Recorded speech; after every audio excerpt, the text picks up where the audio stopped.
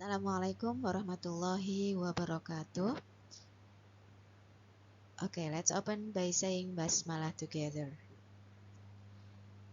Yeah, this is our first video of our course, the Applied Linguistic and Language Teaching.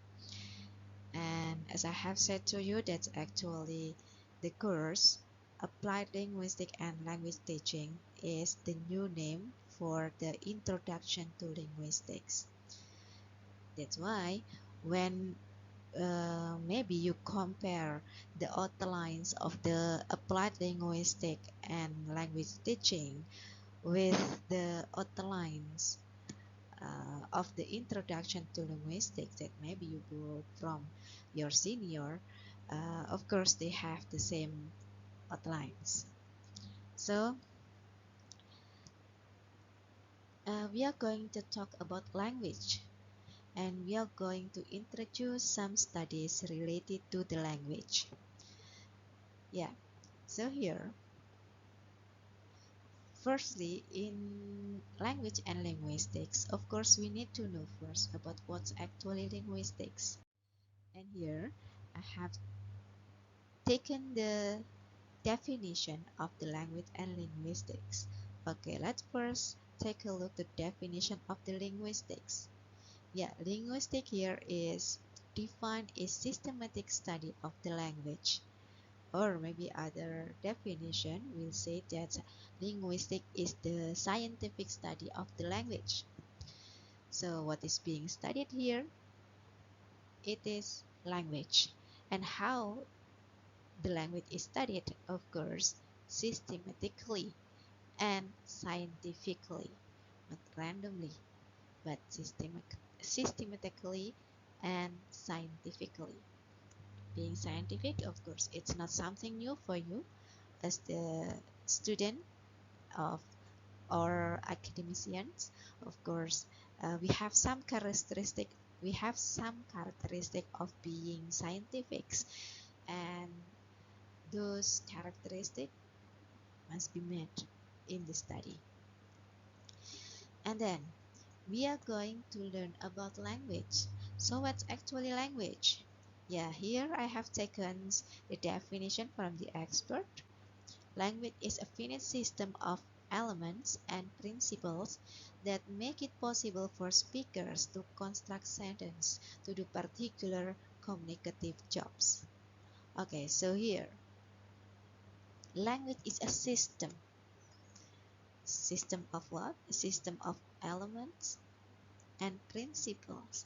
And by this element and principle, the element and principles enable persons, including us, to do a particular communicative purposes. So by language, of course, we can do the communications, we can exchange the meaning, we can express our feeling in order another person know about this. Okay, that's the definition of the linguistic and language. And then, what are the studies in linguistics? Here, let's take a look to our outline of the course. So here, we have some topics uh, that's actually the branches in linguistics. So here, the branches of the linguistics that's next named by some names, yeah, they derive from the elements of the language. Jadi studi-studi linguistik yang kemudian berikutnya diberi nama sendiri-sendiri itu berangkat dari elemen-elemen language. So if we use the language, what are the elements involved? The first, of course, sound. In using the language, of course, we use the sound. And here, concerning the study of sound of language, we have two studies in linguistics. The first is what we call as the phonetics, and the second is the phonology. Yeah, the first phonetic, the second is phonology. So it's about phone, it's about sound. But of course, because they are different studies, different study, it means that they are different, of course. So for the phonetic, of course, we are studying the sound in general, not in particular language. And here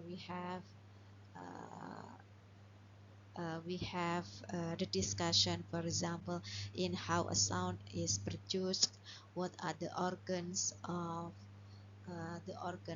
our body that involved in the process of producing the sound. That's the discussion in phonetics. But for the phonology, it refers to the rules, to the patterns of the sound. Ya.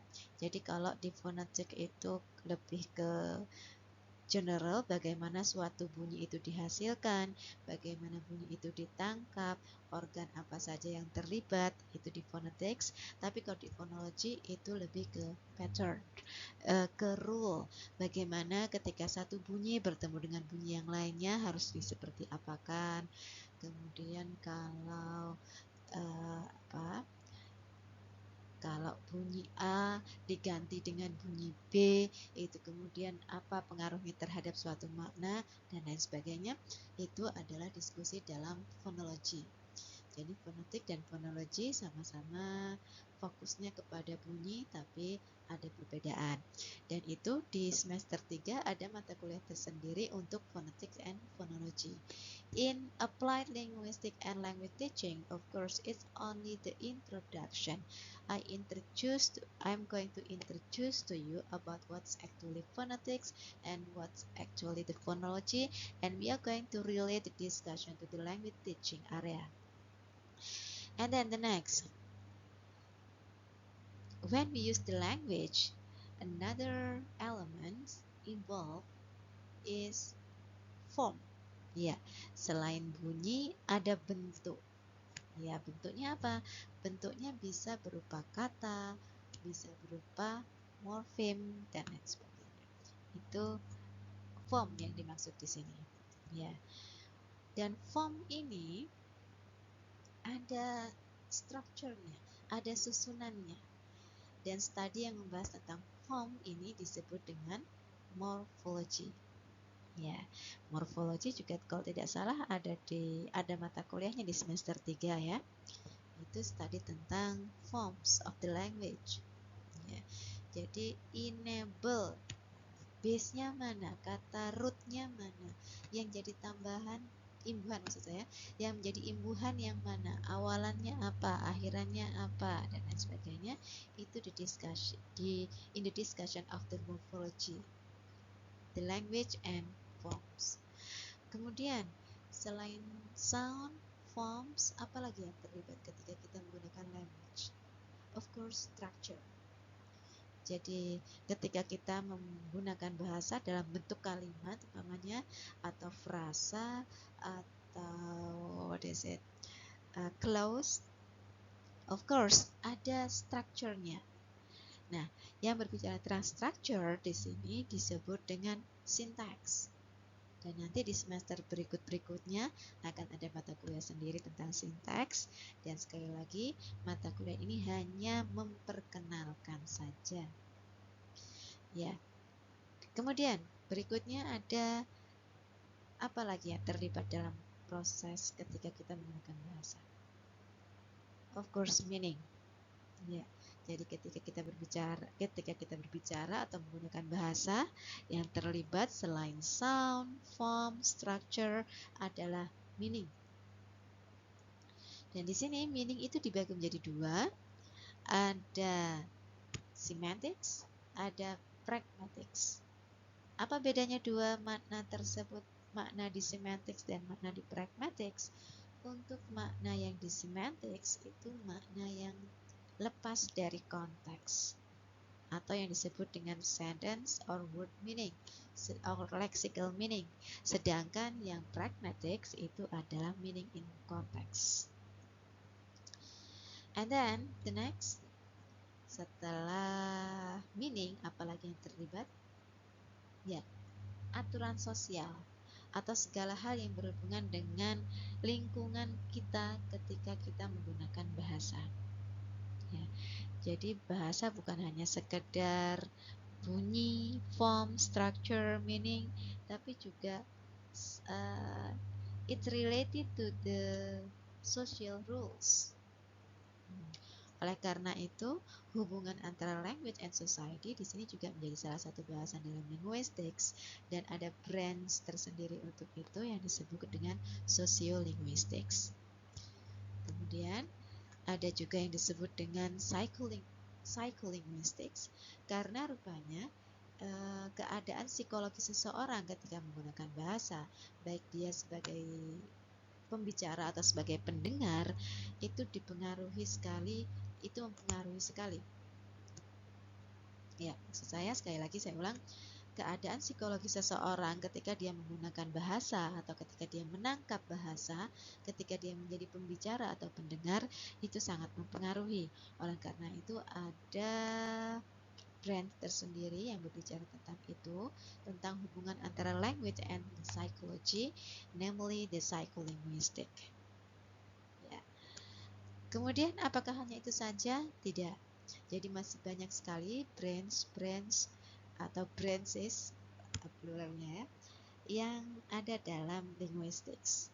Tapi untuk mata kuliah Applied Linguistics and Language Teaching kita batasi ke topik-topik tersebut saja.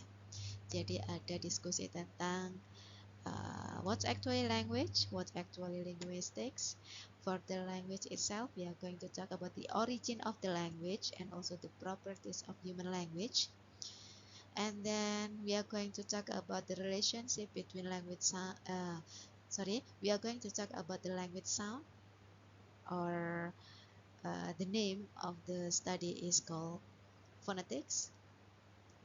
And then language sound patterns or phonology, language and forms or morphology, language and structure or syntax, and then language and meaning or semantic and pragmatics, and then language and society or sociolinguistics, and the last is language and psychology or psycholinguistics. And then the next, we come to the first topic of the course about the language. As I have said to you, we are going to talk about 2 points. The first is about the origin of the language, and the second is about the properties of the human language. And for my part, I'm going to explain to you about the origin of the language. What's actually the origin of the language here? In origin of the language, we are going to talk about how is a language come to be into being.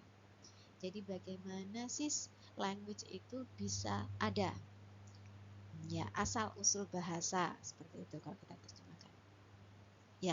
There are some theories talking about the origin of the language. Here I have made the list of the theories, the most popular. The first theory is called as the divine source. Divine, what is the meaning of divine? It's related to the gods. It's related to the holy book.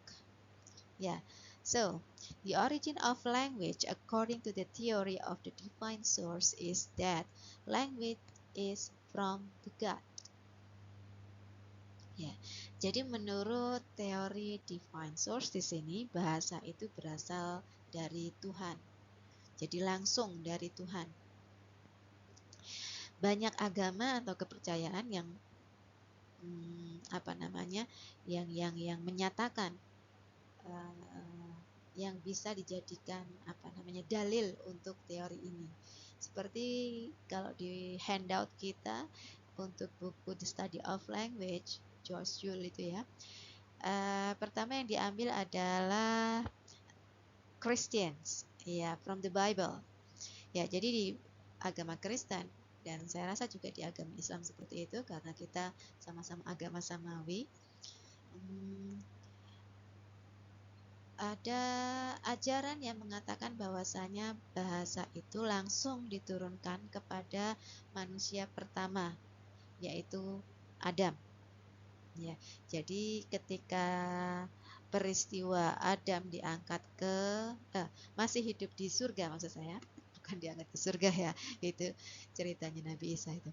Oke, ketika Adam masih berada di surga, maka Allah mengenalkan nama-nama benda-benda di sekitarnya kepada Adam. Dan nama-nama itulah yang menjadi awal mula bahasa. Jadi ya kalau bahasa kita sekarang pamannya di samping di sekitar Adam itu ada kursi, Adam, ini namanya kursi, ini namanya meja, ini namanya pohon dan lain sebagainya. Itu langsung diajarkan oleh Tuhan. Oleh karena itu, ada teori yang disebut dengan the divine source. Apakah hanya di Bible dan Islam saja? Tidak. Di agama lain juga seperti itu. Di buku kita ada contoh dari Greek, ya.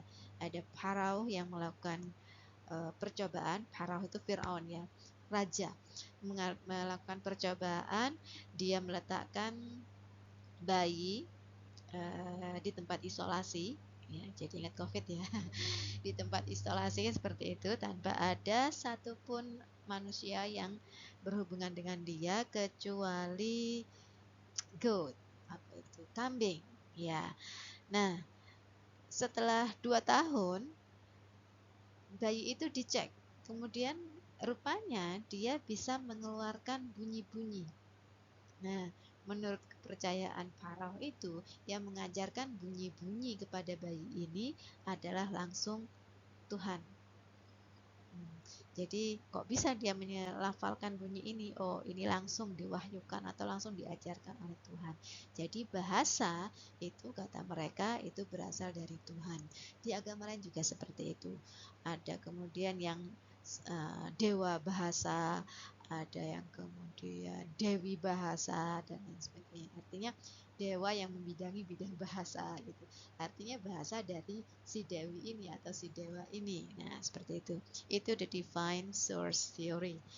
Ya, jadi sekali lagi teori yang pertama, the divine source, itu mengatakan bahwa the origin of the language is from the God. Oke.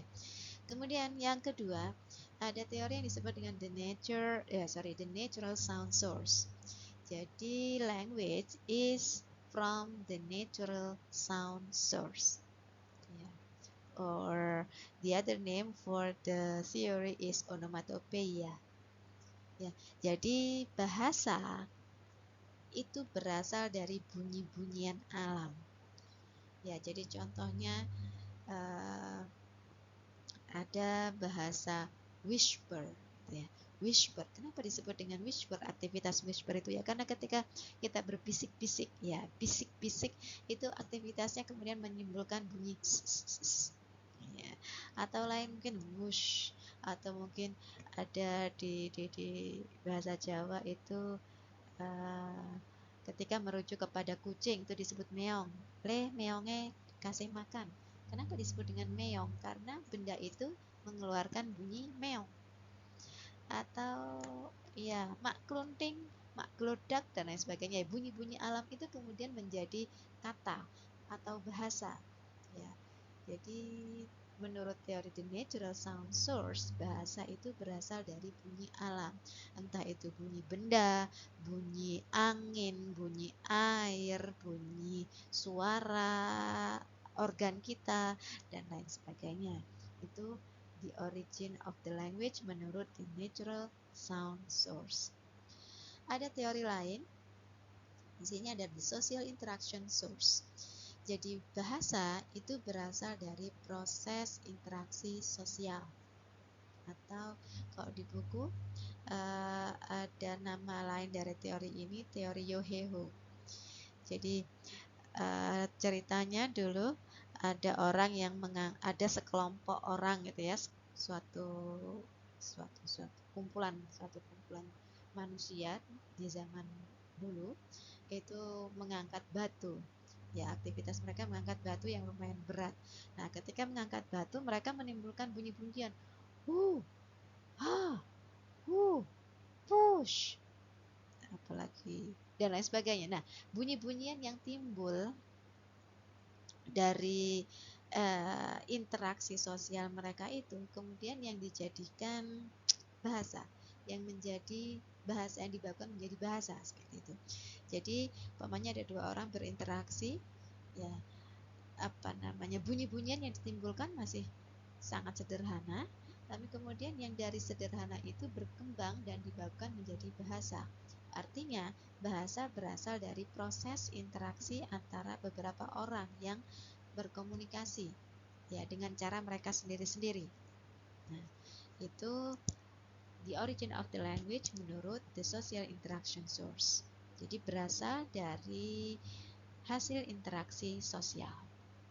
Kemudian teori yang lain adalah the physical adaptation source. Ya, jadi the origin of language itu berhubungan dengan bentuk fisik manusia. Kenapa yang berbahasa itu manusia ya? Karena yang punya organ fisik yang menunjang untuk berbahasa itu adalah manusia. Seandainya kucing punya organ fisik yang sama, mungkin kucing juga bisa berbicara. Sayangnya organ fisik mereka berbeda dengan manusia. Oleh karena itu mereka tidak bisa berbahasa seperti manusia. Jadi di sini kenapa bahasa itu ada ya, karena organ fisik pemakainya memungkinkan untuk melahirkan bahasa. Apa saja organ yang terlibat? Ya di sini disebutkan yang disebutkan adalah teeth, lips, mouth, larynx, and pharynx. Ya, organ-organ itu yang terlibat langsung dalam proses memproduksi bunyi yang kemudian disebut dengan bahasa. Kemudian teori berikutnya adalah the tool making source. Ya, the tool making source yang dimaksud di sini adalah human brain. Ya, jadi kenapa manusia bisa berbahasa? Karena mereka punya alat untuk menciptakannya. Apa alat itu? The brain, hemisphere. Jadi ada istilah kalau di bahasa Arab itu al-insan huwa al-hayawan an-natiq. Manusia itu adalah hewan yang berlogika. An-natiq itu bisa disebut dengan berlogika, bisa disebut dengan berbicara. Ya, jadi ada natoko itu berbicara, ada mantiq itu adalah ilmu logika. Jadi ada hubungan antara berbicara dengan berlogika. Kita berlogika menggunakan apa? Dengan brain, of course. Jadi kenapa bahasa itu ada? Ya, karena ada perkembangan brain yang memproduksi bahasa. Tool making source. Tool making source-nya itu brain. Kemudian yang teori terakhir adalah the genetic source. Jadi menurut teori the genetic source, that actually language is something innate. What is innate? Innate itu bawaan. Jadi kenapa seseorang bisa berbicara? Ya karena dia manusia mempunyai bawaan untuk berbicara. Jadi walaupun tidak ada yang mengajarkannya, tidak ada yang mencontohkannya, manusia itu akan melahirkan bunyi-bunyi yang dia gunakan untuk berkomunikasi. Entah itu dipahami dengan lawan bicaranya atau tidak, tapi itulah cara dia berbahasa. Jadi bahasa itu adalah something innate. Ya, di situ ada semacam eksperimen yang diceritakan di buku itu. Ada seorang bayi gitu ya, yang tidak memiliki kemampuan untuk mendengar, sehingga dia tidak tahu contoh bahasa itu seperti apa, tidak pernah mendengar dia, dan dia juga tidak diajarkan untuk berbahasa, tapi kemudian dia tetap bisa secara instingtif memberikan isyarat-isyarat untuk berkomunikasi dalam bentuk suara. Nah, itu adalah cikal bakal dari bahasa. Artinya, bahasa itu sudah bawaan. Whatever the situation, whatever the condition. Seperti itu. Jadi, di sini ada 1, 2, 3, 4, 5, 6 teori tentang the origin of the language. Okay, let's review. The first is the divine source, in which the origin of the language is from the God. And then the second is the natural sound source. That means language is from the natural sound, yeah, or theory is called also the onomatopoeia. And then the next is the social interaction source, in which the theory said that language is from the social interactions process. And then the next is the physical adaptation source, in which the theory says that the origin of language is from the physical adaptations source. Yeah. And then the next is the tool making source theory, in which the theory says that actually the origin of the language is from the development of human brain as the tool making source. And then the last is the theory of genetic source, in which the language is something innate. That's the theory of the origin of the language. Okay, jadi dari teori-teori ini kita mendapat penjelasan tentang bagaimana bahasa itu bisa ada, bagaimana asal-usul suatu bahasa. Ya, nanti yang belum paham silahkan nanti bisa bertanya lewat grup WA. Kemudian, okay, berikutnya masih tentang language. It's still about the language. Besides talking about the origin of the language, we're also going to talk about the universal properties of the language. What are the properties of language, especially the human language? Yeah, we are not talking about the animal language, but of course the human language.